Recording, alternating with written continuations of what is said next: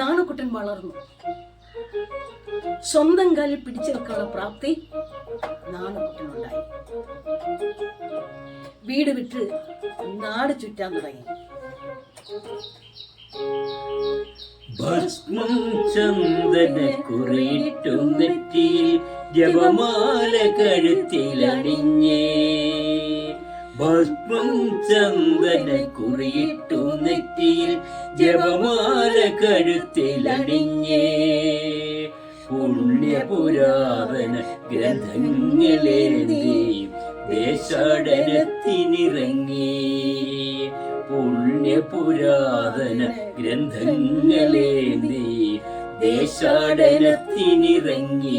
നാടു ദേശാടനത്തിനിറങ്ങി. ഭസ്മവും ചന്ദനവും നെറ്റിയിലും ദേഹത്തെല്ലാം പൂശി ഒരു സഞ്ചിൽ പുരാണ പുസ്തകങ്ങളെ ശേഖരിച്ച് തോളുകയും ചെരുപ്പ് പോലും ഉപയോഗിക്കാതെ നടന്നു. നമ്മളൊക്കെ ആണെങ്കിൽ ഒരു വർഷം 3-4 ചെരുപ്പ് ഉപയോഗിക്കുന്നത്. പക്ഷേ നാണുക്കുട്ടൻ ചെരുപ്പ് ഉപയോഗിച്ചില്ല. നടന്ന് നടന്ന് നടന്ന് കാണുന്ന പുണ്യക്ഷേത്രങ്ങളിലെല്ലാം അദ്ദേഹം ദർശനം നടത്തി. ഇങ്ങനെ ദർശനം നടത്തുന്ന കൂട്ടത്തിൽ വീട്ടിൽ വരാറില്ല. അങ്ങനെ ദർശനം നടത്തുന്ന ക്ഷേത്രത്തിൽ ഭക്തജനങ്ങളുടെ മുന്നിൽ അന്നൊക്കെ ആണെങ്കിൽ ഇന്ന് എല്ലാ ക്ഷേത്രത്തിലും പുരാണങ്ങളും കഥകളും പാരായണങ്ങളും എല്ലാം ഉണ്ട്. അന്നില്ല. അന്ന് ക്ഷേത്രങ്ങളിലൊന്നും ഭക്തജനങ്ങൾ തൊഴുക അവരുടെ വീടുകളിൽ പോയില്ല. ഇതുപോലെ ഇരിക്കത്തില്ല. പക്ഷേ നാണു എന്ന് പറയുന്ന ശ്രീനാരായണ ഗുരു ക്ഷേത്ര ദർശനം കഴിഞ്ഞാലുടൻ പ്രഭാഷണം തുടങ്ങി. പുരാണങ്ങൾ പാരായണം ചെയ്തു തുടങ്ങി. പാരായണം മാത്രമല്ലേ, സാഹിത്യങ്ങളും അതിൻ്റെ കഥകളും പറഞ്ഞ് ജനങ്ങളെ ബോധ്യപ്പെടുത്താൻ തുടങ്ങി. അങ്ങനെ ദിവസങ്ങളോളം ഓരോ പുണ്യക്ഷേത്രങ്ങളിൽ നിന്ന് നടക്കുമ്പോൾ നാണുക്കുട്ടനെ കാണാൻ ഭക്തജനങ്ങൾ കാത്തിരിക്കും.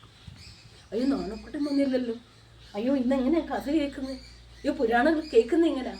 അങ്ങനെ ഭക്തജനങ്ങൾ വർദ്ധിച്ചു. ഓരോ ക്ഷേത്രങ്ങളിലും നാണുക്കുട്ടൻ പറയുന്ന പുരാണങ്ങൾ കേൾക്കാനും പാരായണങ്ങൾ കേൾക്കാനും ആൾക്കാർ കാത്തിരുന്നു. ദിവസങ്ങൾ കഴിഞ്ഞ് വീട്ടിലെത്തും. മോനെ നാണുക്കുട്ട, എന്താണ് നീ ഇങ്ങനെ പ്രാർത്ഥനയും ഈ ക്ഷേത്ര ദർശനമൊക്കെ ആയിട്ട് നടന്നാൽ മതിയോ? ഈ വീട്ടിലെ കാര്യങ്ങളൊക്കെ നോക്കണ്ടേ? പ്രാർത്ഥനയൊക്കെ വേണം മോന്, വേണ്ടെന്നല്ല, ക്ഷേത്ര ദർശനവും വേണം. പക്ഷെ നമ്മുടെ വീട്ടിലെ കാര്യങ്ങളും പറമ്പിലെ കാര്യങ്ങളൊക്കെ നോക്കണ്ടേ? അച്ഛനും അമ്മാവനും എനിക്ക് എല്ലാം നിന്റെ കാര്യത്തിൽ ദുഃഖമാണ്. അയ്യോ അമ്മി, എൻ്റെ കാര്യത്തിൽ ദുഃഖിക്കേണ്ട, ഞാൻ എല്ലാവരുടെ ദുഃഖം മാറ്റാനാണ് ഇങ്ങനെ ഇറങ്ങിത്തിരിക്കുന്നത്. ദുഃഖം മാറ്റാനാണ് ഇറങ്ങിത്തിരിക്കുന്നത്. എല്ലാവർക്കും സന്തോഷം പകരണം. ഈ ലോക നന്മയ്ക്ക് വേണ്ടി ഞാൻ ഈ നാടെല്ലാം ചുറ്റുകയാണ്. എൻ്റെ നന്മ എന്താണെന്ന് എനിക്കറിയാമോ? ആ ലക്ഷ്യത്തിൽ കൂടിയാണ് ഞാൻ പോകുന്നത്. അമ്മ വിഷമിക്കേണ്ട, അമ്മമാരും വിഷമിക്കേണ്ട, അച്ഛനും ആരും തന്നെ വിഷമിക്കേണ്ട. എൻ്റെ ജന്മം എന്താണോ അത് ഞാൻ നേടിയെടുക്കും. അതാണ് എൻ്റെ ലക്ഷ്യം.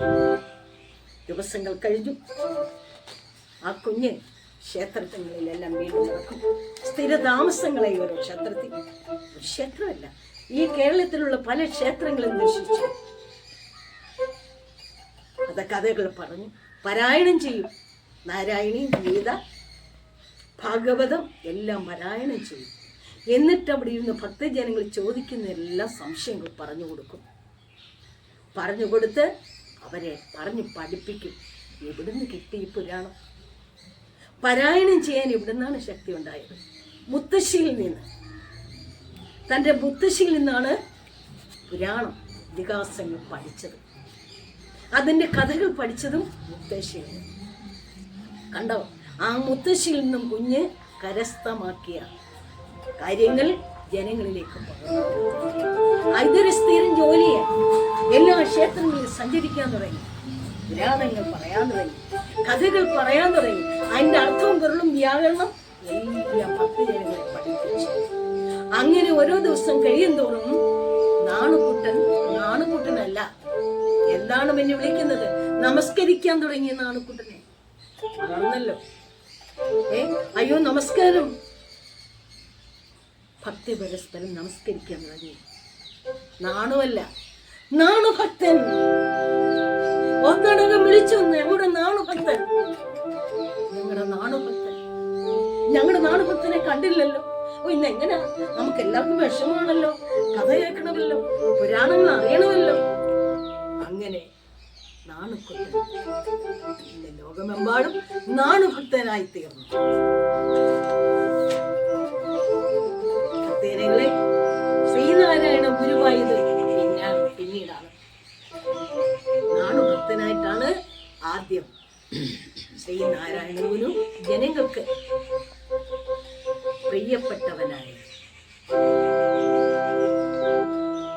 മാനവർക്കാരാധ്യ ദേവനായി, മാനവ പൂജിത ശോഭനായി, ത്യാഗോജ്വലമാം ജീവിതപാതയിൽ മനുഷ്യനായി ജനിച്ചു ഭാവിയിൽ ശ്രീനാരായണ ഗുരുവായി. മാനവർക്കാരാധ്യ ദേവനായി, മാനവ പൂജിത രൂപനായി, ത്യാഗോജ്വലമാം ജീവിതപാതയിൽ മനുഷ്യനന്മയ്ക്കായി ജനിച്ചു ഭാവിയിൽ ശ്രീനാരായണ ഗുരുവായി. കാലത്തിൻ ദുരിതം മാറ്റാൻ, മാനവധർമ്മം പരിപാലിക്കാൻ, കാലത്തിൻ ദുരിതം മാറ്റാൻ, മാനവധർമ്മം പരിപാലിക്കാൻ, ശ്രീനാരായണ ധർമ്മം എന്നും വളരട്ടെ ഈ മണ്ണിൽ.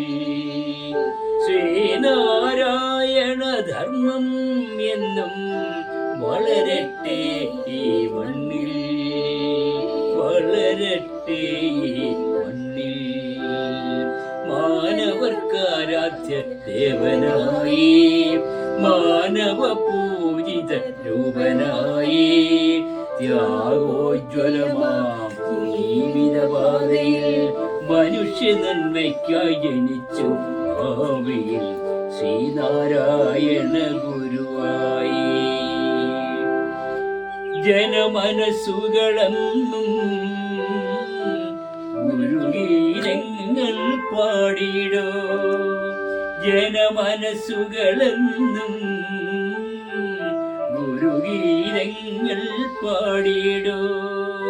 ജയ ജയ ശ്രീ ഗുരുദേവ, ജയ ജയ ശ്രീ ഗുരുദേവ, ജയ ജയ ശ്രീ ഗുരുദേവ, ജയ ജയ ശ്രീ ഗുരുദേവ, ജയ ജയ ശ്രീ ഗുരുദേവ, ജയ ജയ ശ്രീ ഗുരുദേവ, ജയ ജയ ശ്രീ ഗുരുദേവ, ജയ ജയ ശ്രീ ഗുരുദേവ.